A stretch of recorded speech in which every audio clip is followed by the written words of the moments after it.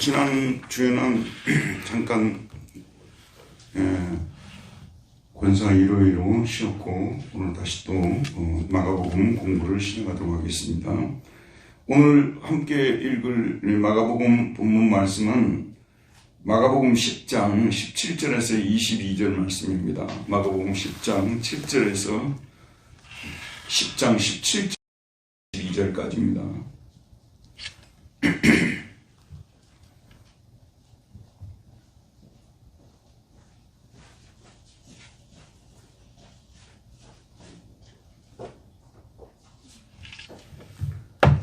자, 마가복음 10장 17절에서 22절까지 우리 한번 함께 읽어보도록 할까요?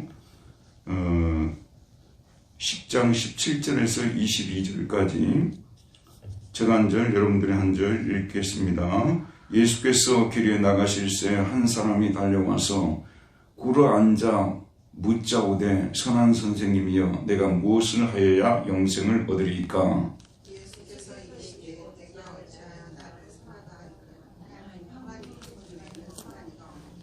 네가 계명을 안 하니 살인하지 말라, 간음하지 말라, 도둑질하지 말라, 거짓 증언하지 말라, 속여 빼앗지 말라, 내 부모를 공경하라 하였느니라.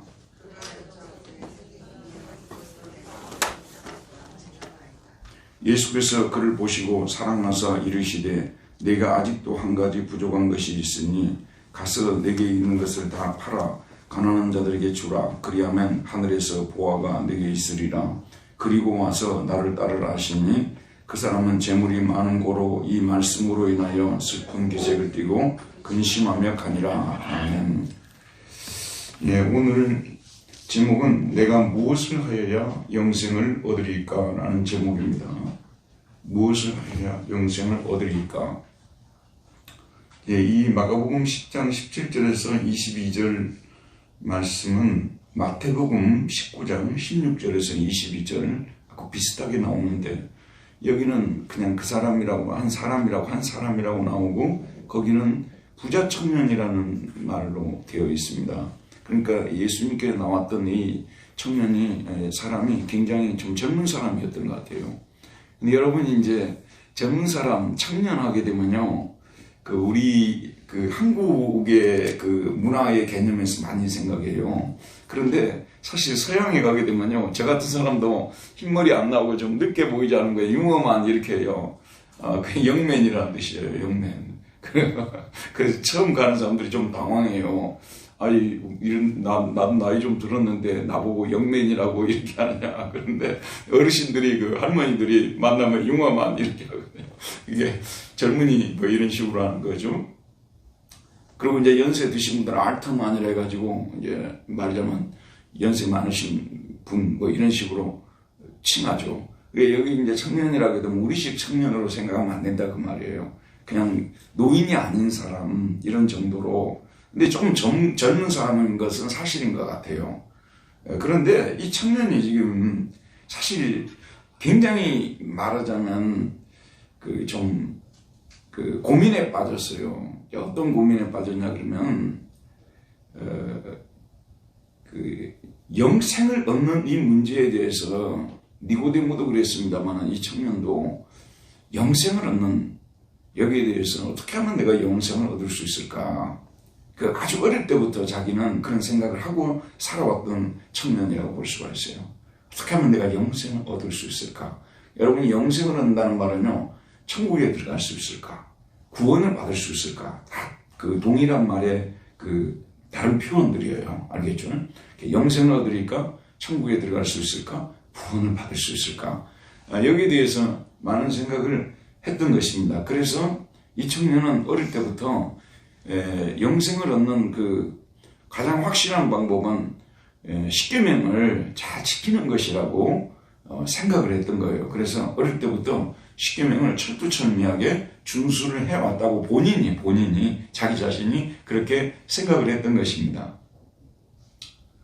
그런데 이 청년에게 사실은 지금 누구에게도 말하지 않은 그런 고민이 있었는데 그 젊은 청년이 뭐 상속을 받아서 그랬는지 아니면 소위 우리식으로 말하자면 뭐 주식 투자를 해서 영끌해가지고 돈을 이렇게 많이 모았는지 아니면 어떤 불법적인 방법을 사용해가지고 재산을 많이 모았는지 거기에 대해서는 언급이 되어 있지 않습니다. 하지만 이 청년은 상당히 재산이 많았어요. 보통 사람들이 생각할 때도 저 나이에 저렇게 재산이 많아 할 정도로 재산이 많았어요. 그러니까 이 사람의 마음속에 여러분 재산이 많으면요 누가 뭐라고 해도 현재의 삶에서 좀 편안하게 살아갈 수 있잖아요. 그리고 좀 품위도 쓰고 어디 가서 돈도 좀 쓰고 또 좀 좋은 차도 좀 타고 좋은 집에 좀 살고 이렇게 하면 좀 폼도 나고 이게 현실의 삶 속에서 이 재물이 굉장히 필요한 것이거든요. 필요하다 못해서 필요한 것을 넘어서서 정말 재물이 가져다 준 유익이 너무나 많거든요. 안락하고 편안한 삶을 영위하게 해주는 거 아니에요? 그러니까 이거 포기 안 하고 싶은 거예요. 그러면서 또 영생도 얻고 싶은 거예요. 이 두 가지가 같이 갈 수 있지 않을까. 근데 지금 나사렛 예수님이 오셔서 갈릴리에서부터 이제 활동을 시작하고 이렇게 말씀을 쭉 전하고 하는 걸 가만히 들어보게 되면 상당히 부에 대해서 부정적으로 얘기하는 것 같은 말씀을 자꾸 듣는 거예요. 그러니까 이제 이 사람은 남한테는 이야기하지 않았지만 자기 혼자 그게 큰 고민이 되어 있는 거예요. 알겠죠, 여러분? 천국에도 들어가고 싶고 그리고 이 땅에서 재산도 가지고 싶고 이 둘 다 포기하고 싶지 않은 거예요. 사실 예수님에게 나온 건 뭐냐면요. 자기 그 생각이 옳다는 것을 예수님으로부터 왜냐하면 예수님은 당시에 저분이 혹시 메시아가 아닐까 생각할 정도로 슈퍼히어로였잖아요. 슈퍼스타 아니었습니까? 그렇기 때문에 이분한테 내가 질문을 해가지고 여기에 대해서 두 가지 다 될 수 있다 이런 대답을 받아내면 사실 자기가 그렇게 지금 살아가는 삶에 대해서 상당한 뭐라고 해야 될까요? 좀 안정감을 찾을 수 있다고 볼 수가 있겠죠? 이 사람 찾아온 거예요.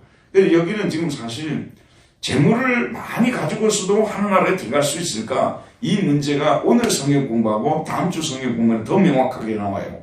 그러니까 이 청년이 나오게 된 것은 재물을 가지고 있으면서도 하늘나라에 들어갈 수 있을까? 근데 여기 나오는 재물은 지금 여기 앉아 계신 분들이 소유하고 있는 재물하고는 비교가 안 돼요. 저희들은 여기에 직접적으로 해당하는 사람들은 아니 간접적으로 해당할 수 있겠지만 직접적으로는 해당이 안 되는 그런 사람들이잖아요. 엊그제 제가 새벽 예배 때도 그런 소리를 했습니다만 여러분들한테 몇백억의 재물이 주어졌다고 생각했을 때 하나님을 진정으로 믿을 수 있을까? 나는 참 쉽지 않을 것 같다. 그런 제가 새벽 기도 때 설교를 했습니다만 사실 재물이 많으면 내가 원하는 것을 거의 다 할 수 있잖아요. 내가 원하는 것을 할 수 있거든요. 그렇기 때문에 자꾸 원하는 일들이 막 재물 때문에 올라오는 거예요. 재물이 없으면 원하는 것도 없어져 버려요. 왜냐하면 어차피 원해봤자 이루지도 못할 거. 근데 재물이 많으면 원하는 걸 이룰 수가 있잖아요. 그렇기 때문에 과연 그 진리에 대해서 이렇게 정신 집중을 할 수 있을까? 그런 질문을 던졌습니다만은 지금 예수님은 이 문제에 대해서 이번 주 이 성경 공부와 다음 주 또 성경 공부를 통해서 예수님께서 뭐라고 말씀하시는지 우리는 확실한 답을 얻을 수가 있습니다. 자, 오늘 먼저 한번 1번부터 우리 보도록 할게요. 1번 문제 같이 한번 읽어보도록 할까요? 시작. 예수님께서 길을 나가실 때 한 사람이 예수님에게 어떤 태도를 보입니까? 그런 예수님을 어떤 분으로 알고 있습니까? 17절 보도록 할게요. 자, 함께 읽읍시다. 시작. 예수께서 길에 나가실새 한 사람이 달려와서 꿇어 앉아 묻자오되 선한 선생님이여 내가 무엇을 하여야 영생을 얻으리까? 그러니까 예수님께서 집에 계시다가 길에 이제 나가신 거예요. 그러니까 한 사람이 마치 예수님이 나오시기를 간절히 기다리고 있었다는 듯이 나오자마자 예수님에게로 이렇게 달려오는 아주 급히 달려오는 지금 현재 장면을 말하고 있어요. 그러니까 이제 예수님은 수많은 무리들을 몰고 다니잖아요. 그렇기 때문에 이렇게 예수님과 1대1로 대화를 나누는 게 쉽지 않은 상황이거든요. 자기 문제가 지금 너무 근심이 너무 커요. 고민이 커서 이번에 꼭 내가 물어봐야 됐다고 생각하고 집에 나오자마자 달려가는 이런 모습을 보여주고 있습니다. 그다음 두 번째는 뭐냐면 꿇어 앉았다고 말하고 있어요. 무릎을 꿇고 앉았어요. 그러니까 얼마나 절박했으면 무릎을 꿇고 앉았냐 그런 말씀이에요. 자, 잘 보세요. 이 사람은 지금 무슨 병에 걸린 사람이 아니잖아요. 집에 무슨 자기 자녀라든지 뭐 죽어가는 자녀가 있다든지 또는 뭐 귀신 들린 사람이 있다든지 절박한 문제가 아니잖아요. 근데 이렇게 무릎까지 꿇을 필요가 있을까요? 이건 뭐냐면 자기 문제가 그만큼 절박하다는 거예요. 자기에게는 자기 문제가 절박하다는 거죠. 사실 여러분 부자들도요, 정말 목사님이 지나갈 때 저 목사님한테 내 문제를 좀 상담해야 되겠다 말할 정도로 절박한 문제 한 가지씩 가질 수 있다는 것도 우리가 알아야 돼요. 부자만 되면 모든 결핍이 없어지고 모든 것이 다 좋다고 생각하는 것은 소설에나 나오는, 소설에도 그런 소설이 없어요. 현실 생활에서는 불가능한 일이에요. 아무리 돈이 많고 그래도요, 집집마다 문 열고 들어가면 한두 가지 문제들은 다 가지고 있거든요. 고통스러운 문제, 잠을 이루지 못할 그런 문제들이 있어요. 그래서 돈을 좀 가지지 못한 분들은 부자들이 되게 되면 모든 걸 다 가질 수 있는 것처럼 근심, 염려 아무것도 없는 것처럼 생각할 수 있는데 그것은 우리 생각이지 절대 그런 일이 일어나지 않습니다. 아담의 후손으로 태어난 사람들에게는 언제나 우리 결핍이 따라다니게 돼 있어요. 그게 이제 이 청년은 지금 이제 누가 보더라도 부자잖아요. 그리고 나이가 좀 어린 나이에 이렇게 많은 부를 지금 소유하고 어떻게 보면 그 지역에서도 소문이 났을 청년인데, 그런데 자기 문제가 너무 절박하니까 달려나와가지고 무릎을 꿇는 이런 모습을 보여주고 있습니다. 그리고 예수님을 뭐라고 그럽니까? 선한 선생님이라고 말하고 있습니다. 디다스칼레 아가세라고 하는데, 디다스칼로스가 선생이라는 뜻이, 아가소스가 선한이라는 뜻인데, 선한 선생님이요. 선한 선생님이요. 그러니까 자기 자신은 예수님에 대해서 굉장히 큰 존경심을 가지고 있어요. 왜냐하면 지금까지 많은 랍비들이 있었고 자기가 또 랍비들을 만나본 적이 있지만 지금 나사렛 예수님처럼 이렇게 선한 분을 만나보지 못했다는 그런 인식이 들어있어요. 아직까지 예수님을 메시아라고 하나님의 아들로는 고백을 하지 못한다 할지라도 적어도 수많은 선생들 중에서 정말 본받을 만한 좋은 가르침을 줄 수 있는 이런 그 히라민들로 말하자면 현자와 같은 분, 이런 분이라고 지금 생각하는 것이거든요. 그래서 선한 선생님이요, 이렇게 지금 질문을 던집니다. 그러면서 2번을 보도록 합시다. 그는 예수님에게 어떤 질문을 합니까? 17절 말씀 한번 보도록 할까요? 자, 굴앉아 묻자오되 선한 선생님이라고 그랬습니다. 그 다음 뭐라고 했습니까?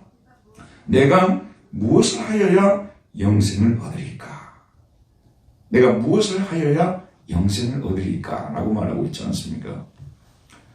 그러니까 자, 여러분 잠깐 저를 보세요. 사실 여기 보면은 내가 어떻게 해야 영생을, 어떤 방법으로 영생을 얻을 수 있습니까? 이렇게 묻는 것이 올바른 거예요. 그러면 내가 나를, 하나님께서 보내신 나를 믿기만 해라. 그럼 내가 영생을 얻을 수 있다. 이렇게 말씀해 주실 텐데, 이 청년의 머릿속에는요, 영생을 얻기 위해서는 뭔가 우리가 해야 한다는 생각이 가득 차 있어요.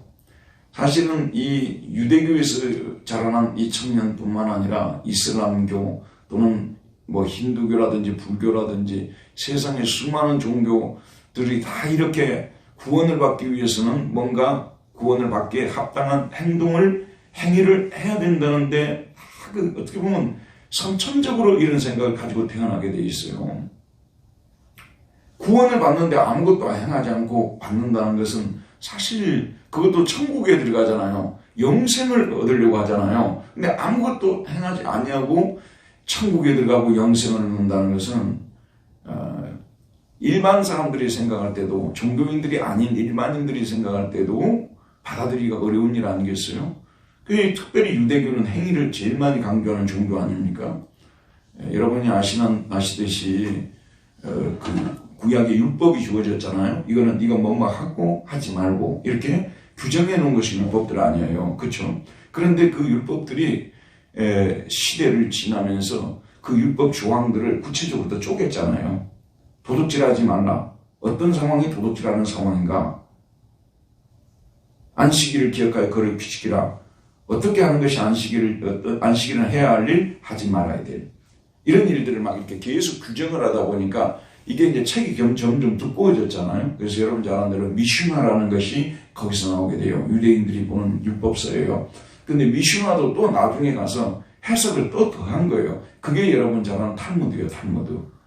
이 사람들은 행위를 구체적으로 규정하고 그 행위 하나하나를 아주 작은 조항까지도 준수해야 구원을 받는데, 이 청년은 어릴 때부터 이런 조항을 아주 철저하게 준수했다고 생각하는데, 예수님한테 와서 사실은 뭐냐면요, 이 정도면 되지 구원을 받는 영생을 얻기 위해서 이 정도 행했으면 되지 않을까요? 뭐 또 다른 것이 있을까요?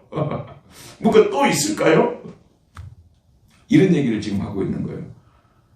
그러니까 또 자기 마음속에 이렇게 행동을 했지만은 심지어는 이 재물을 팔아가지고 가난한 자들에게 주는 이것까지 해야 구원을 받을 수 있을지 모르겠다, 이런 생각까지 했을 수도 있죠. 이 젊은 청년의 생각은 나와 있지 않기 때문에 다 말할 수는 없습니다만은, 지금까지 하나님의 계명을 철저히 준수했는데 거기다가 뭐 보탤 뭐 행위가 없는가? 철저히 행위군.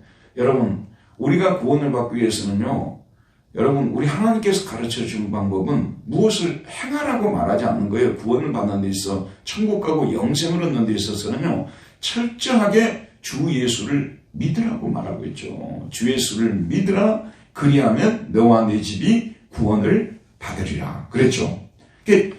철저하게 하나님이 보내신 예수 그리스도를 믿는 자를 구원해 주신다는 것이 성경의 가르침이거든요. 그러니까 이 청년이 구원의 도를 진정으로 좀 깊이 나름대로 고민했다면, 내가 무엇을 믿어야 합니까? 심지어는 누구를 믿어야 합니까? 더 구체적으로는 지금 내 앞에 있는 당신을 믿어야 내가 구원을 받습니까? 이런 질문이 돼야 된다, 그 말이죠. 근데 이 사람에게는 이런 사고가 전혀 자리 잡을 장소가 없어요. 너무 어릴 때부터 구원은 행위로 받는다는 것에 이런 생각에 찌들려져 있기 때문에 구원을 믿음으로 받는다는 이 말이 도저히 이게 받아들이지 않습니다.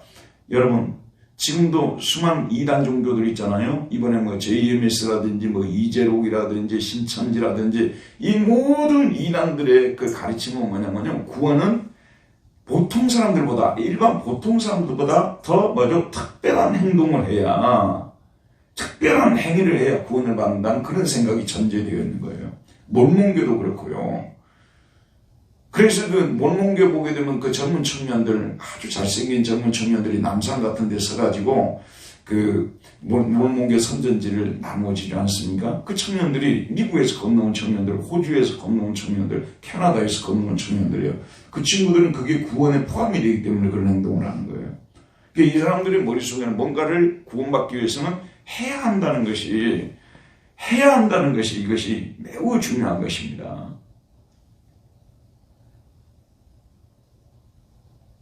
예를 들어서 이런 생각 여러분 해볼 수 있잖아요. 이제 이 자매님이 이 형제를 굉장히 좋아하는 거예요. 그러면 형제가 뭐라고 얘기하냐면, 너 나하고 결혼하고 싶어? 라고 묻는 거예요. 그럼 결혼하고 싶다 그러면, 그래? 그러면 첫째 얼굴부터 성형 좀 해야 되겠어. 그 다음에 지금 돈 얼마나 가지고 있어? 돈 좀 더 많이 가져와야 되겠어. 말하는 습관도 좀 고쳐야 되겠어. 여러분, 그렇게 해서 그 사람하고 그 청년하고 결혼을 했다고 하더라도 얼마나 오래 가겠어요? 사실 우리가 행위를 가지고 딜을 하잖아요. 협상을 하고. 이래가지고 뭔가를 따내지 않습니까? 그러면 후속적인 그런 조처들 있잖아요. 행위들 이런 거 따르지 않으면요, 무너지게 되어 있는 것입니다. 여러분이 앞으로 생각 속에서 좀 깊이 묵상해 봐야 될 것이 무엇이냐면요, 하나님과 우리와 관계는 믿음의 관계고 사랑의 관계라는 것을 잘 이걸 묵상을 해야 되는 거예요. 여기에 우리 기독교의 뭐라고 할까요? 신앙의 핵심적인 요소가 들어가 있는 거예요. 하나님과 우리는 믿음의 관계예요. 하나님과 우리와 관계는 사랑의 관계이지 행위를 가지고 협상하는 관계가 아니라고 말이에요. 이만큼 했으니까 구원 줄 수 있지 않습니까? 아니, 아직도 부족해, 한 가지 더 해야 돼. 이런 게 아니라 그런 말씀이에요. 근데 이 청년은 배운 것이 그거밖에 없기 때문에 어릴 때부터 율법 중수를 통해서만 구원을 받는다고 배워왔기 때문에 이렇게 질문할 수밖에 없는 거예요. 참 믿음으로 구원을 받는다는 이 도리를 깨달은 사람들은 이거는 사실은 하나님이 주시는 은총이지, 은혜지, 인간의 그 생각으로는, 자연적인 생각으로는 생길 수가 없는 그런 생각입니다. 하나님과 우리와 관계를 믿음의 관계. 자, 잠깐 저를 보세요. 하나님이 나를 이렇게까지 믿어주는데 나도 하나님을 좀 믿어드려야 되지 않겠느냐. 얼마나 좋은 생각이에요. 여러분, 저를 하나님께서 그동안에 보실 때 흡족하지 않은 부분이 얼마나 많았을까요? 그런데도 하나님께서는 저를 목회자로 세우고 늘 믿어주셨다는 거죠. 그러니까 저도 부족하고 미끄러지기도 하고 하나님 마음에 합당하지 않을 때도 많지만 그래도 나를 믿어주는 하나님을 위해서 내가 뭔가라도 해드려야 되지 않겠느냐. 여러분, 남편에게 대입을 해보세요. 지금 자, 빨리 대입해봐요. 여러분, 남편한테 대입을 해보게 되면 나를 믿어주는 남편에게 내가 뭔가를 해야 되지 않겠느냐. 나도 믿어줘야 되지 않겠느냐. 그런 믿음과 사랑의 관계로 모든 우리 인간관계도 규정이 돼야 되는 거예요. 모든 행위로 이게 규정이 돼버리게 되면요, 여러분, 여기는 많은 트러블이 생겨나게 되고 그리고 끝이 안 좋을 수도 있어요. 그렇기 때문에 믿음과 사랑의 관계로 인격적인 관계가 형성되어져야 되기 때문에 하나님과 우리와 관계도 그렇게 형성이 돼야 되는데 이 지금 청년은 어릴 때부터 잘못 배워와가지고 하나님과 관계를 행위로 규정을 하고 하나님이 요구하는 그런 행위들은 자기가 거의 다 했다고 지금 이렇게 보는 거죠. 자, 3번 한번 보도록 할까요? 읽읍시다. 시작. 예수님은 이 사람의 질문에 대하여 뭐라고 대답합니까? 18절 읽읍시다. 시작. 예수께서 이르시되 네가 어찌하여 나를 선하다 일컫느냐. 하나님 한 분 외에는 선한 이가 없느니라. 자, 그랬습니다. 이게 지금 현재 선하다, 선하지 않다 판정하실 저지는, 판정하실 분은 하나님이시라는 그런 뜻이에요. 여기는 예수님은 그럼 나는 선하지 않고 하나님 선하다 그런 의미가 아니고요. 여기에서 말씀하시고자 하시는 의도는 너가 진짜 선한 삶을 살아왔는지, 계명을 철저히 준수하고 살아왔는지 그렇지 않은지는 하늘에 계신 하나님, 오직 그분만이 선하신 분이신데 그분이 판단하실 것이라고 말씀하고 있는 것입니다. 자기는 지금 자기가 나름대로 선하다고 생각하는데, 왜냐하면 자기는 나름대로 계명을 열심히 지켰기 때문에, 그러나 하나님 보실 때 과연 당신을 선하게 볼지 그렇지 않을지, 선을 만드신, 창조하신, 선의 척도를 세우신 하나님만이 그렇게 하실 수 있다고 대답한다고 볼 수 있습니다. 자, 그 다음에 4번을 보도록 할게요. 4번입니다. 시작. 예수님은 그에게 그가 영생을 얻기 위하여 하나님의 계명을 지키면 된다고 말하면서 그가 이미 계명을 알고 있다고 말씀하십니다. 자, 예수님께서 언급하시는 계명들은 어떤 계명들이죠? 자, 네가 계명을 안 하니 먼저 뭡니까? 살인하지 말라. 그 다음에 6계명이죠. 간음하지 말라. 7계명이죠. 도둑질하지 마자. 8계명이죠. 거짓 증언하지 말라. 9계명이죠. 속여 빼앗지 말라. 탐내지 말라를 속여 빼앗지 말라. 이걸 다른 표현으로 쓰고 있는 거죠. 그 다음에 네 부모를 공경하라. 5계명이죠. 그러니까 5, 6, 7, 8, 9, 10을 예수님께서 말씀하신 거예요.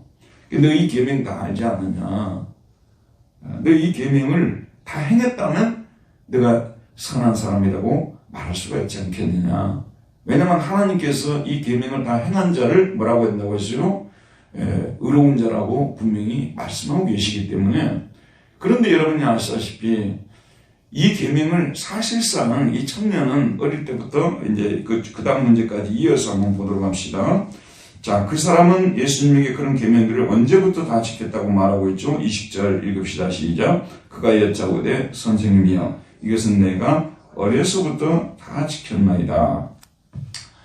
자, 여기 들어보십시오, 여러분. 여기서부터 이 청년이 사실은 인생을 잘못 살아온 거예요.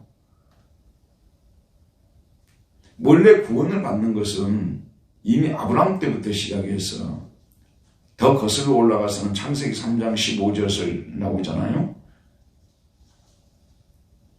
구원을 받는 방법은 아브라함의 후손인 예수 그리스도를 믿음으로 구원하는 방법은 정해진 거예요. 그 정해졌죠. 근데 믿는 하나님의 백성들이, 이미 하나님을 믿고 구원받은 백성들이, 영생을 약속받은 백성들이 이 세상에서 어떻게 살아야 할 것이냐, 그걸 가르치는 것이 계명이거든요. 근데 유대인들이 이걸 거꾸로 가르쳐버렸잖아요. 약속은 무시해버리고 이분들은 어떻게 했어요? 계명을 지키는 것을 구원받는 유일한 길로 만들어 놓은 것이에요. 하나님의 계명을 지켜야만 구원을 받을 수 있다고 이렇게 가르쳐버린 것이죠. 그건 구원 이미 받은 자에게 주어지는, 이미 구원받은 자에게 주어지는 하나님의 명령들인데, 계명들인데, 이 사람들은 이것을 구원의 조건으로 만들어 놓은 거 아니겠어요? 자, 그래서 유대인들은 심지어는 2023년인 지금까지도 자기들은 모세율법을 지키는 민족, 유일한 민족이라고 굳건히 믿고 있잖아요. 그래서 여러분 세계 테마 여행 이런 데 꼭 보시면요, 저는 어제 이제 튀니지에 대해서 봤어요. 뭐 알제리, 튀니지, 아프리카, 우리나라에서 19시간 걸린다 그러더라고요. 근데 사실 뭐 한 번씩 갔다 오기가 힘이 들잖아요. 그렇기 때문에 세계 테마 여행으로 그냥 매스터해 버리는 거죠. 거기 보게 되면 사실 가서 보는 것보다 더 자세히 알게 돼 있잖아요. 그 뭐 올리브 나무, 뭐 올리브 자는 거라든지, 사실 우리가 뭐 그런 얘기는 많이 듣지만 뭐 얼마나 자세히 알아요. 또 그 튀니지 같은 데는 가지 있잖아요. 우리가 먹는 가지가 이렇게 우리 이렇게 길잖아요. 근데 이 사람들은 동그랗더라고요. 긴 가지는 없대요, 이게. 그러니까 이제 그런 문화를 보면서 특별히 저는 튀니지나 알제리 이쪽이 좀 관심이 많은 것은 우리 기독교 역사 속에서 가장 위대한 하나님의 사람이었던 아우구스티누스가 태어난 곳이 지금의 알제리거든요. 예전에는 누미디아 지방이라고 했어요. 여러분 카르타고 아시죠? 지금도 가면 튀니지에 가면은 수도는 투니스예요. 그런데 카르타고라는 지역이 있어요. 지금도요.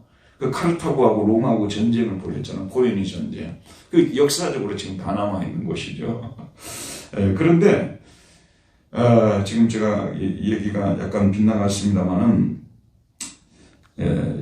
지금 이 청년은 계명을 지켜서 이 사람들이 구원을 받는다고 가르쳐놨잖아요. 그런데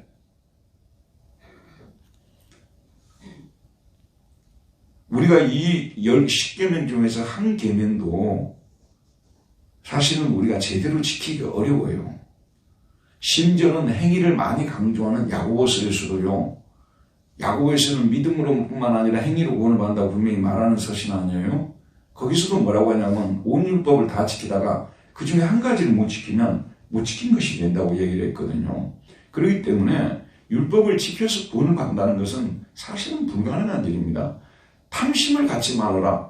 탐심을 안 갖는 사람이 세상에 어디 있어요? 그런 생각이 안 드는 사람이 어디에 있겠습니까?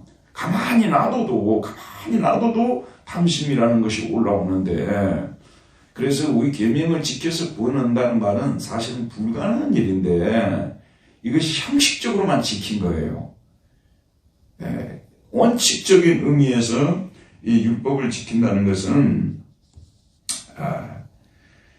율법을 지킨다는 것은 뭐냐면요, 사실은 하나님을 위해서 그 계명을 행할 때 비로소 우리는 율법을 지켰다고 말할 수가 있어요. 근데 이 청년은 계명을 주신 하나님에 대해서는 별로 관심이 없는 거예요. 그리고 계명의 그 문자들 있지 않습니까? 그 조항들, 그걸 얼마나 자기가 잘 지킬 수 있느냐. 말하자면 자기를 위해서 율법을 지킨 거지 하나님을 위해서 율법을 지킨 것이 아니라는 말씀입니다. 어린아이들도요, 철이 들 때까지는 다 지금 이 청년처럼 되는 거예요. 자기가 그것을 잘 해낼 수 있다고 엄마 아빠가 너 이거 하지 말고 이거 하라고 말해주잖아요. 그럼 철 들 때까지는 어쩌냐 그러면요, 자기가 그것을 해낼 수 있다는 것은 자기 능력을 입증하기 위해서, 또 그걸 통해서 자기가 얻는 유익을 갖기 위해서 열심히 지키는 거죠. 철이 들고 나면 뭐냐 그러면요, 이렇게 지켜드리는 것을 어머니가 기뻐하고 아버지가 기뻐한다는 것을 알고 지키는 것이죠. 주일날 우리가 교회에 간다. 또는 수요 성경 공부를 간다. 그래도 수요 성경 공부 가기 전까지는 여러 가지 육신도 피곤하고 또 이렇게 막 힘이 들지만 그래도 성경 공부하고 나면 여러 가지로 유익 얻고 마음도 좀 평온해지고 그리고 또 성경 지식도 준비하고 하니까 갈만하더라. 말하자면 나에게 유익이 있다는 거죠. 이건 아직까지 어린아이 단계 신앙이라 그런 말씀이에요. 사실 어린아이가 되지 말아야 돼요. 그게 고린도전서에도 바울이 말하고 있지 않습니까? 매번 너희들이 우유만 먹을 것이냐, 이제 고기도 먹는 사람이 돼야 되지 않냐, 이 말씀하신 것도 다 똑같은 이유예요. 하나님의 몸된 교회를 섬기는데 늘 어린아이처럼 어린장하고 섬긴다고 말해요. 그게 뭐냐면 철저히 자기중심으로 섬기는 거예요. 자기중심으로. 그래서 자기중심으로 섬기다가 자기에게 손해가 온다든지 누군가가 자기를 좀 힘들게 한다든지 그렇게 되면은 또 그러면은 이게 침체를 입는다고 말씀. 자기를 위해서 하는 거, 율법을 지키는 거죠. 근데 하나님의 영광을 위해서 율법을 지키는 것이 진정한 율법 준수예요. 이 청년은 지금까지 율법을 준수한다고 했지만 자기를 위해서 율법을 준수했을 뿐이지 하나님을 위해서 준수한 것이 아니라는 것입니다. 저희들은 사나 죽으나 하나님 영광을 위해서 사는 사람이라고 말하고 있지 않습니까? 저희들의 삶의 목적은 사나 죽으나 우리는 하나님 영광을 위해서 산다는 이 목적을 가지고 살아야 되는 거예요. 그러고 날 때 주기도문에서도 예수님께서 말씀하셨지만 먹을 것, 입을 것, 마실 것, 우리가 이 땅에서 어떻게 살아갈 것이냐, 그런 것들을 이 모든 것을 너희에게 더하시리라 말씀하고 있잖아요. 그러니까 이 청년뿐만 아니라 당시에 수많은 유대인들은 율법을, 모세가 준 율법을 잘못된 동기로 지키고 있었던 거예요. 철저하게 자기들의 유익을 위해서 율법을 지켰던 거예요. 심지어는 그것이 구원과도 관계가 된다고 연결을 시켰던 거예요. 그 율법을 지켜야만 자기들이 구원을 받는다고까지 확대를 시켜놓은 거예요. 그래서 예수님께서는 이 청년의 지금 잘못된 동기를 지금 꿰뚫어 버리거든요. 말하자면 이 청년은 하나님 사랑, 이웃 사랑을 전혀 실천하지 않은 사람이에요. 교회에 나와서 1계명부터 4계명까지 지키면서도 그 사람은 자기 유익을 구했고, 그 다음에 5계명부터 10계명을 지키면서도 자기 유익을 구했던 사람이에요. 이웃 사랑을 실천해 본 적이 없다니까요. 자기만 모르고 있어요. 자기만 모르고 있어요. 여러분, 이웃 사랑을 실천하고 있지 않으면요, 심지어는 자기 이웃도 알거든요. 근데 자기만 몰라요. 자기만. 저나 여러분도요, 집에 가서 나만 모르는 그런 죄를 짓고 있는가 늘 생각해 봐야 돼요. 우리 그리스도인들은요. 자기만 모르는 거예요. 자기만. 하나님이 모르시겠습니까? 내가 어떤 동기로 율법을 지켜왔는지. 자기 중심으로 자기 영광을 위해서, 자기 유익을 위해서 율법을 지켜왔다면, 안식일을 기억하여 거룩히 지켜왔다면 그건 안식일을 지킨 적이 없다는 얘기예요, 여러분. 그러니까 이 청년은 이웃사랑을 실천한 적이 없어요. 그렇기 때문에 사실은 이 율법 이것만 가지고도 이 사람은 천국에 못 들어가요. 영생을 못 얻는 거예요. 여기에 대해서 예수님께서 이제 구체적으로 말씀해 주시는데 6번 한번 보도록 하겠습니다. 6번 문제입니다. 시작. 예수님은 이 사람을 보시고 그를 어떻게 대하십니까? 그리고 그에게 아직 한 가지가 부족하다고 말씀하십니다. 그러면서 하신 말씀이 무엇입니까? 21절. 예수께서 그를 보시고 사랑하사 이르시되 내게 아직도 한 가지 부족한 것이 있으니 가서 내게 있는 것을 다 팔아 가난한 자들에게 주라. 그리하면 하늘에서 보화가 내게 있으리라. 그리고 와서 나를 따르라 하시니. 자, 먼저 한번 봅시다. 여기 보면 그 청년을 예수님께서 보시고 사랑하셨다고 되어 있는데 아가페라는 단어를 쓰고 있어요. 여기서 예수님께서 그 청년을 사랑했다는 말은 불쌍히 여기셨다고 말이에요. 그렇게 밖에 살아볼 수 없었던 그 인생이 불쌍했다, 그런 말씀이에요. 사실 여러분, 우리가 그러지 않습니까? 선을 행하지 못하고 하나님 뜻대로 살지 못하면 처음에는 분노하게 돼 있어요. 저 사람 왜 저렇게밖에 못 살까 이러거든요. 그런데 그렇게 살지 못하는 당사자는 얼마나 고통스러울까, 얼마나 힘이 들까. 그래서 불쌍히 여기는 마음이 나오게 돼 있어요. 오히려 그 사람을 위해서 기도하게 돼 있어요. 항상 이 단계가 중요해요. 처음에는 흥분하거든요. 왜 어떻게 그럴 수 있을까 하는데 두 번째 단계로 가게 되면 그렇게밖에 살 수 없는 그 사람을 이해하게 되고 긍휼히 여기고 심지어는 사랑하기까지 위해서 기도해주고 이렇게까지 될 수 있는 우리 그리스도인들의 마음은 예수님 마음을 닮아가지고 이렇게 될 수밖에 없어요. 자, 그 다음에 뭐라고 말씀했습니까? 이르시되 내게 뭐라고 했습니까? 아직도 한 가지 부족한 것이 있으니 아직도 한 가지 부족한 것이 있으니. 그러니 이 청년은 대부분 율법을 지킬 때 이 정도면 됐지 않을까? 영생을 얻기에 이 정도 율법을 지켰으면 되지 않을까? 뭐 한 가지 더 할 것이 뭐 있을까? 이런 생각을 자주 했을 것입니다. 자기가 퍼펙트하게 율법을 지킨다고 하나님 앞에서 바로 살고 있다는 사람들은요, 그 이상 무엇을 해드려야 된다는 생각을 원래 잘 못해요. 여러분 은혜를 받잖아요. 여러분 정말 하나님의 은혜가 우리 안에 임하잖아요. 그러면은 제일 먼저 변화가 무엇으로부터 오냐 그러면 주일날 한 번만 예배드리는 것에 대해서 자기가 만족을 못해요. 하루라도 더 가서 교회를 섬기고 싶은 마음이 생겨나게 돼 있어요. 그리고 이런 물질을 사용하는 데 있어서도요, 하나님께만 내가 드릴 거 드리면 되지 뭐. 절대 은혜 받은 사람은 그럴 수가 없어요. 한 가지라도 더 하고 싶은 거예요. 교회에 내가 꽃병이라도 하나 사다 놓을까? 아니면 내 작은 봉사라도 할 것이 없는가? 또 내가 내 이웃에게 작은 선물이라도 할 수 있는 건 없는가? 한 가지 더 하려고 하는 이것이 은혜 받은 사람의 특징이에요. 근데 은혜 받지 못한 사람들은 뭐냐면 이 정도면 됐지 않냐고 말이에요. 늘 이런 생각을 하는 거예요. 이 정도면 됐지 뭐. 이 정도면 됐지 뭐.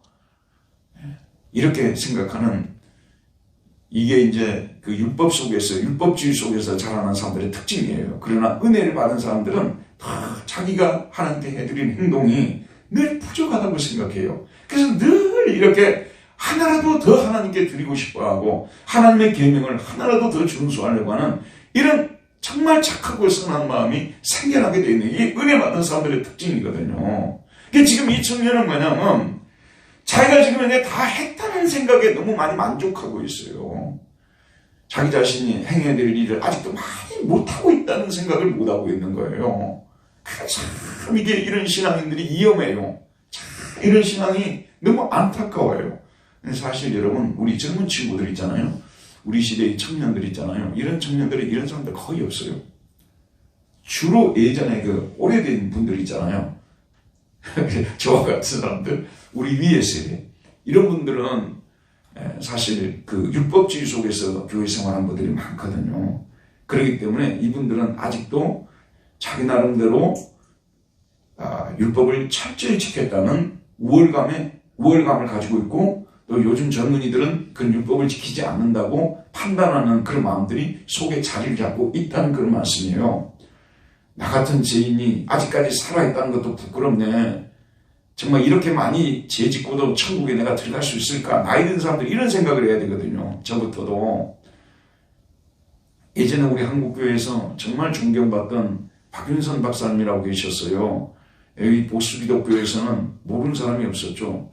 그분이 남성교회에서 86세 때 설교하는 것을 제가 신학교 1학년 때 들었는데요. 그분이 뭐라냐면 나는 86세 된 죄인입니다. 이렇게 말씀을 하시더라고요. 그게 진짜 겸손해서 우러나온 말이에요. 우리가 연륜이 나이가 들어가면 들어갈수록 죄도 더 많이 늘어간다고 생각해야 되거든요. 근데 우리는 어떻게 생각하냐면 거의 다 우리가 이제 그 성취를 다 했는데 뭐가 좀 부족한 것이 있나? 지금 이러고 있는 거야. 나는 천국 갈 준비를 이미 충분히 다 했는데 뭐가 아직도 부족한 것이 있을까? 이런 생각을 하고 있는 거예요.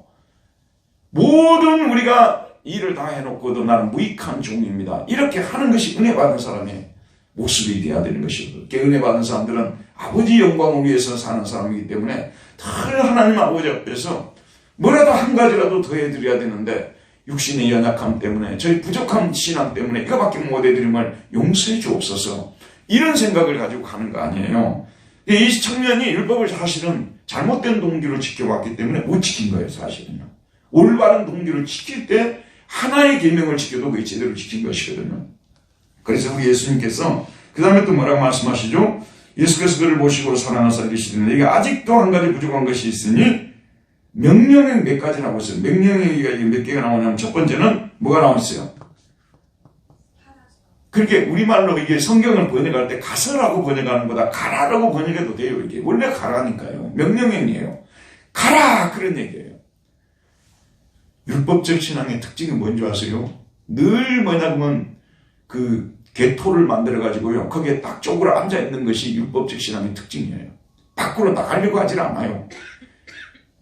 이방인들에게 가서 복음을 전하려고 하지도 않고요. 뭔가 하나님께서 기뻐하시는 그런 행동들을 하려고 밖으로 뛰어나가지를 않는 거예요. 석가모니가 아시는 대로 궁정에서만 살다가 한 번은 밖에 나가봤잖아요. 나가보니까 거기에 병든 사람이 있었고 늙은 사람이 있었고 죽어가는 사람이 있었고 거기에서 이제 자기가 인생을 이렇게 살면 안 되겠구나 하고 나가지 않습니까? 시다르타.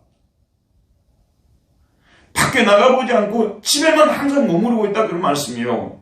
성경에 나오는 큰아들처럼 누가복음 15장입니까 18장입니까 그 보면 큰아들 나오잖아요. 큰아들처럼 집에만 항상 있는 거예요. 그리고 아버지 계명을 충실하게 이행하고 있다고 자기는 생각하고 밖에 나가보지는 않는 거예요. 가라라고 말씀하고 있어요. 가라. 가보게 되면 지금 헐벗고 굶주리고 병들어 죽어가고 먹지 못해서 죽어가고 그런 사람들이 얼마나 많은데 네가 눈이 있다면 가서 그 사람들 보게 될 것이고 보게 되면 내 재산을 팔지 않을 수 없을 거라 그런 말씀하는 게 있어요. 재산만 이 사람이 쌓아놓고 밖에 가서 보지도 않으니까 그런 고통당하는 사람들이 이웃들이 보이지도 않는 거예요. 보이지도 않는 거예요. 이런 표현 죄송합니다만은 그 서울의 아주 노른자 지역에 사시는 분들이 늘 자기들끼리만 모여가지고 요트 타고 골프 치고 돌아다니고 늘 자기들끼리만 그런 행동을 하기 때문에 약한 사람들, 고통당하는 사람들이 어떻게 사는지를 보지도 못하니까 긍휼의 마음도 가질 수도 없는 것이고 그래서 그런 분들이 정치를 하게 되면은 소외된 사람들에 대해서 어떻게 하면 부자들 편을 들어줄까 그 생각만 하게 되고 어떻게 하면 가난한 자들을 조금 더 좋게 만들어줄까 하는 생각도 안 하는 거죠. 가지 않으니까요. 보지도 않으니까. 그래서 예수님께서 밖으로 나가라고 지금 말하고 있어요. 밖으로 나가라고 하는 거예요. 밖으로 나가라고. 그 다음 두 번째 뭡니까? 내게 있는 것을 다 팔아라고 했어요. 여기 죄송합니다만은 너 지금 이제 집이 몇 채고 너 토지가 얼마 되고 그 다음에 내 재산이 얼마지? 그 중에 일부는 팔아서 가난한 자에게 줘야 되지 않겠냐. 그랬다면 이 청년이 별로 그렇게 근심하지 않았을 거예요. 그런데 뭐라고 했어요? 다 팔으라고 했잖아요. 이 구절을 문자 그대로 그 순종했던 사람이 그 유명한 아시스, 이탈리아의 아시스 있잖아요. 이탈리아 아시스의 프란체스코. 이탈리아 이름이 프란체스코죠. 프란체스코는 실제 이 구절을 그대로 자기 삶에 적용을 시켰어요. 부잣집 아들이었잖아요. 나중에는 그 자기 아버지 앞에서 옷까지 다 벗어놓고 나와가지고 밥을 얻어먹으면서 이와 같이 가난한 자들을 돕는 그런 실천을 하지 않습니까? 이게 이제 이런 말씀이 나오는데 이 말씀은 또 잘 적용을 해야 돼요. 우리가 가진 이 말씀을 들으면서 우리가 가진 재산을 다 팔으라고 말하잖아요. 그리고 가난한 자들에게 주라라고 하잖아요. 이런 거는요. 죄송합니다만 용각산이 이럴 때는 아주 좋은 거예요. 이런 선한 일을 할 때는 소리가 없어야 돼요. 내가 팔았으니까 너희들도 팔으라고 이렇게 하면은요. 그리고 실제로 이 구절을 있는 그대로 이게 문자 그대로 적용을 시키면요. 이거는 상당히 지금 무리한 해석이 되어지는 것이거든요. 근데 주님께서 여기서 하시는 말씀이 뭐냐 그러면은 이 청년은 사실은 그 연구가들에 의하면 토지를 많이 획득을 했는데 구약의 토지법에 어긋난 그런 불법을 써가면서까지도 토지를 많이 획득한 사람이에요. 정상적인 어떤 활동을 통해서 부를 축적한 것보다도 부정한 방법을 통해서 이 부를 많이 축적한 사람이라는 거죠. 그러니까 원래 자기 것이 아니었다고 말이에요. 이해하시겠죠? 여러분이 지금 이제 아침부터 열심히 저녁까지 일해가지고 번 돈을 하나님께서 그냥 갑자기 나타나셔가지고 다 팔아서 가난한 사람들이 주고 나를 쫓으라 이렇게 하시지 않는다 그 말씀이. 이 사람, 이 청년 자체가 이 부를 자기 노력을 통해서 얻은 부가 아니라는 것이 오늘 요즘 성경학자들이 밝히는 거예요. 그래서 이 재산이란 말이 토지라는 말이라는 게 원래 이게 토지라는 말로 번역을 해야 맞다고 지금 이렇게 얘기하는 분들이 있습니다. 그래서 자, 그 토지를 팔아서 내가 가지고 있는 모든 토지를 부정하게 잘못된 방법으로 만든 그런 재산들을 다 팔아가지고 누구에게 주라는 거죠? 가난한 자들에게 주라. 자, 이런 식으로 해석을 하게 되면 이 말씀은 순종할 수 있는 말씀이 없는 말씀이에요. 순종할 수 있는 말씀이 없는 말씀이에요. 순종할 수 있는 말씀이죠. 원래 자기 것도 아니었으니까.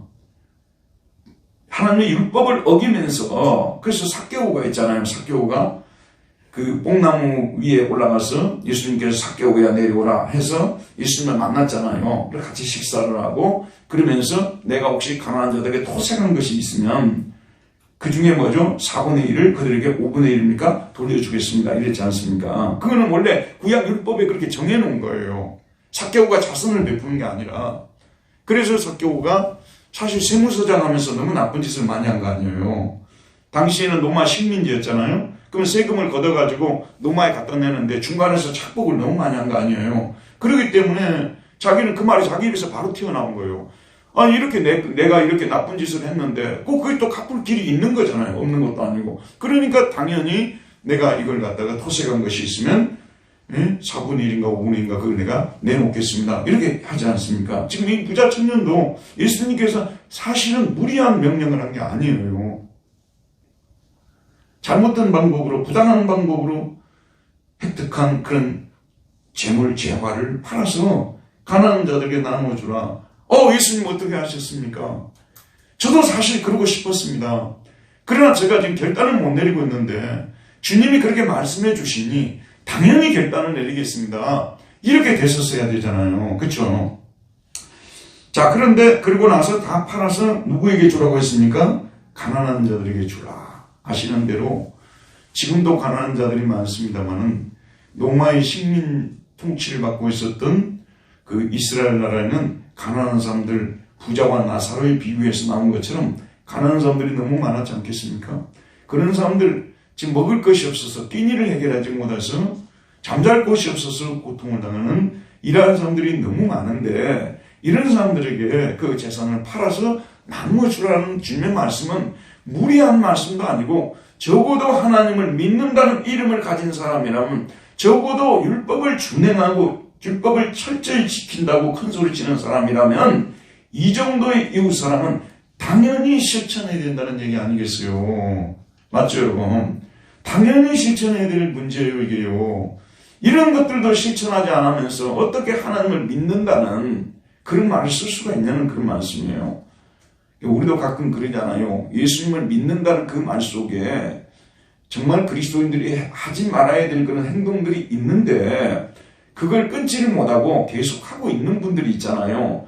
그런데 어느 날 설교 말씀을 통해서 그런 것들을 과감하게 끊으라고 얘기를 하면 적어도 하나님 사랑, 이웃 사랑을 생각하고 실천하려고 살아가는 사람들하면 당연히 끊어야 된다는 그런 말씀 아니겠어요? 여러분 이해하시겠죠? 뭔가 자기에게 이게 잘못되어 있다는 걸 지적을 해줄 때 그것을 받아들이고 심지어는 그것이 너무나도 나에게 중요한 재물이라 할지라도 부당한 방법으로 벌어들인 돈이라 한다면 재산이라고 한다면 돌려주라 하면 돌려줄 수 있어야 되고 팔아서 가난한 사람들이 주라면 줄 수 있어야 된다는 것이거든요. 이 정도 양심이라도 있어야 되잖아요. 그런데 소위 말해서 양심이 화인을 맞았다는 불도장을 맞았다는 말을 쓰잖아요. 불도장을. 그래가지고 양심이 화인을 맞아갖고 마비가 돼가지고 전혀 느끼지를 못하는 거예요. 이런 말씀을 하게 되면 받아들이고 이 말씀을 실천해야 되는데 사실 여러분 지금 제가 드리는 이 말씀들 중에서요 다른 어떤 습관들 다른 것들은 우리가 쉽게 끊어낼 수 있다 하더라도 재물은 자기 있는 재물을 그것도 다 팔아서 가난한 자들에게 주라는 이 말씀은요 사실은 굉장히 이거는 실천하기가 어려운 그런 계명입니다. 설령 자기가 잘못된 방법으로 이런 재물을 모았다 할지라도 이걸 팔아서 가난한 자들에게 준다는 것은요 쉬운 일이 아니에요. 그만큼 재물은 굉장히 우리 인간에게 뭔가 거의 신적인 안정을 줘요. 여러분 사실 여기 앉아있는 저와 여러분도요 갑자기 이번 달에 무슨 사고가 생겨가지고 들어오야 될 돈이 안 들어오고요 그냥 마이너스 통장이 유지되고요 막 그러면요 실적으로 굉장히 불안합니다. 예수를 잘 믿는 사람이라고 다르지 않아요. 다 비슷비슷해요. 그래서 특별히 우리 선교사님들 계시잖아요. 이제 선교사님들이 선교 헌금을 받아야 그 사람들이 활동을 할 수 있거든요. 선교 활동을 할 수 있는데 갑자기 한국교회에 무슨 일이 생겼다고 해서 후원은 못하겠다 한단 말이에요. 그러면 선교사님들이 그럼에도 불구하고 하나님 채워주실 것이라고 믿습니다 하고 그렇게 마음 편안하게 가지를 못해요. 그래서 항상 우리 마음속에 우리 교회도 항상 이런 데 준비가 되어 있어야 된다는 거예요. 이런 선교사님이 지금 선교 활동을 하다가 큰 어려움을 당해서 지금 심적으로 너무 불안하겠구나. 그럼 우리 교회가 해야 할 일이 무엇이냐? 그러면 우리가 선교헌금을 좀 거두어서 보내드리자. 이런 생각들을 늘 하면서 살아야 되는 거예요. 그런데 이 돈을 끊는다는 것이 이게 돈을 팔아서 가난한 자들에게 재산을 다 팔아가지고 가난한 자들에게 주라고 하니까 부당한 방법으로 치르겠다 하더라도 아주 이 청년이 고민이 많아진 거예요. 그리고 예수님 뭐라고 했죠? 그러면 하늘에서 보화가 내게 있으리라고 말하고 있죠. 그리고 와서 나를 따르라. 아시는 대로 우리가 가난한 자들을 돕는 것은요, 사실 우리가 하늘나라 계좌에다가 돈을 넣는 거하고 똑같다고 그러지 않습니까? 그리고 우리가 우리에게 주어진 재물을요, 하나님 앞에서 유익하게 사용하게 되면은요, 진짜 우리 그 재물이 하늘나라에 입금되어 있는 것 같은 그런 이상한 기분을 느껴요. 보람된 기분을 느껴요. 그런 거 여러분도 다 느끼시죠? 정말 내가 하나님 앞에 드려야 될 것들을 드리고 또 내가 하나님 기뻐하는 그런 것들을 위해서 작은 재물이라도 이렇게 사용했을 때 그 재물이 하나님에 입고된 것 같은 그런 어떤 입금된 것 같은 그런 평안함과 안정감 이런 것들이 우리에게 생겨나는 것이죠. 그리고요 또 예수님이 지금 하신 말씀이 허튼 말씀이 없어요. 다 이것이 논리적으로 맞아요. 들어보세요 여러분. 이렇게 다 재물에 대해서 승리자가 되게 되면요 재물을 포기할 수 있는 이런 믿음을 가지면요 예수님의 제자로서 삶을 살아갈 수가 있어요. 재물에 매여가지고 재물을 끊지 못하면요 죄송합니다만 신앙생활 10년, 20년, 30년, 40년 해도요 재물의 종이 되어서 절대로 예수님의 종으로 살아갈 수가 없어요. 그래서 우리는 재물의 결단을 해야 되는 거예요. 그런데 이 부자 청년은 특별한 경우죠. 이 경우는 그럼 하나님께서 우리 모든 재물을 하나님께 바치라고 하지는 않지 않습니까? 그 중에 일부를 하나님께 드리고 그분의 일부를 가난한 자들에게 주고 그렇게 살아라고 하는 것이에요. 근데 그 일부를 들으면 우리는 그만큼의 또 나름대로 어려움과 고통이 또 우리에게 따르게 되는 거죠. 근데 그걸 십자가라고 하는 거거든요. 그런 십자가도 안 지고 어떻게 제자 노릇을 할 수 있냐 그런 말씀이죠. 제자로 절대로 살아갈 수가 없어요. 이렇게 하나님께서 재물의 문제, 왜냐하면 이 세상 사람들이 재물을 신으로 섬기고 있기 때문에 재물을 하나님 앞에 갖다 둘 수 있는 사람이라면, 드릴 수 있는 사람들이라면 예수님 제자로서 살아갈 수가 있는 것이에요. 모든 재물을 다 갖다 바치라고 이 부자 청년은 좀 예인데 이런 경우가 아니라 하나님께서 우리 모두에게 그 중에 일부를 드리라고 하거든요. 그 중에 우리가 일부를 드렸을 때 우리는 마음의 평안함을 갖고 안정감을 갖고 또 우리가 예수님을 위해서 더 기뻐하시는 제자의 삶을 살아갈 수 있다는 것이 논리적으로 이게 맞다니까요. 그리고 하늘의 심판에 대해서도 두려워하지도 않아요. 저를 보세요, 여러분. 우리가 이렇게 세상 사람들이 가장 소중히 여기는 재물을 포기할 수 있는 이런 믿음을 가졌는데 하늘나라 가는 것에 대해서 영생을 얻는 것에 대해서 의심하겠어요? 의심을 하려고 해도 의심이 안 돼요. 주님 뜻대로 살지 않기 때문에 자꾸 불안한 거예요. 주님 뜻대로 살고 주님을 쫓아다니면, 주님을 쫓으면 하늘나라에 우리가 간다는 것은 보장된 거나 다름이 없다는 말씀이기 때문에 주님의 이 말씀은요 아주 예리한 칼로 우리를 쑤시는 것 같은 아주 날카로운 말씀입니다. 근데 이 말씀이 하나도 틀리지가 않아요. 아주 정확합니다. 그래서 여러분 물질 생활에 있어서 승리해야만 여러분들이 하늘나라의 제자로서 살아갈 수 있습니다. 이것은 매우 중요한 것입니다. 저는 저희 인생에서 정말 잘했다고 생각하는 것이요. 대학교 다닐 때 제가 결혼했거든요. 대학교 다닐 때 결혼했는데 결혼할 때부터 11조를 우리 결혼 전체 자금에 11조를 드리고 시작했거든요. 이거는 정말 하나님 주신 특별한 은혜인데 정말 그때부터 그랬기 때문에 저는 주님을 더 이렇게 가까이 따를 수가 있었던 것이 아닌가 그런 생각을 해보게 되는 것입니다. 지금도 우리에게는 항상 이것이 도전이 돼요. 이 부자 청년에게 한 말이 이 청년에게만 해당하는 말이 아니라 우리에게 모든 것을 요구하지 않는다 할지라도 우리가 가진 것 중에서 소중한 것을 주님 앞에 이와 같이 내어놓을 수 있는, 그리고 이것을 주님의 뜻을 위해서 사용할 수 있는 사람이 되어지게 될 때 우리는 천국을 소유한 사람들이 되게 되고 주님의 제자로 되어진다는 이 법칙은 아주 정확한 법칙이라는 말씀입니다. 이제 마지막 문제만 풀고 마치도록 합시다. 자, 7번입니다. 시작. 그 사람은 예수님의 이 명령에 대하여 순종할 수가 없었습니다. 그 이유가 무엇입니까? 제가 구절 안 썼네요.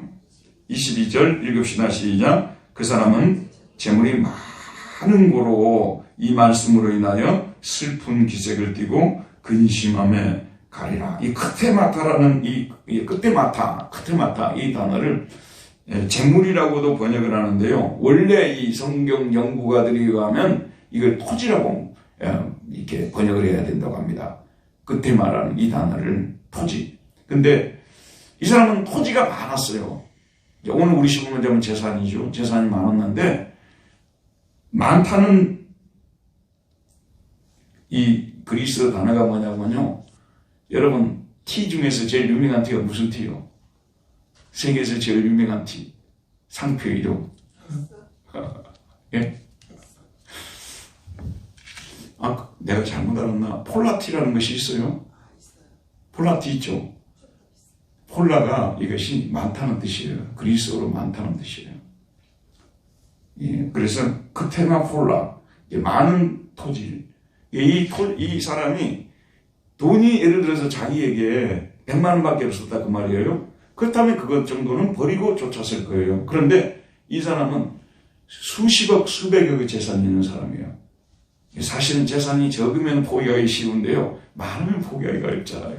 그래서 내가 11조 가르칠 때 항상 그러잖아요. 학생들 때부터 시작하라고. 그때는 수입이 적기 때문에 내기도 쉽다고. 그런데 나중에 수입이 많아지면 내기도 어렵다고 제가 그렇게 가르치잖아요. 그렇습니다. 재물은 많으면 많을수록 이것을 버리기가 어려워요.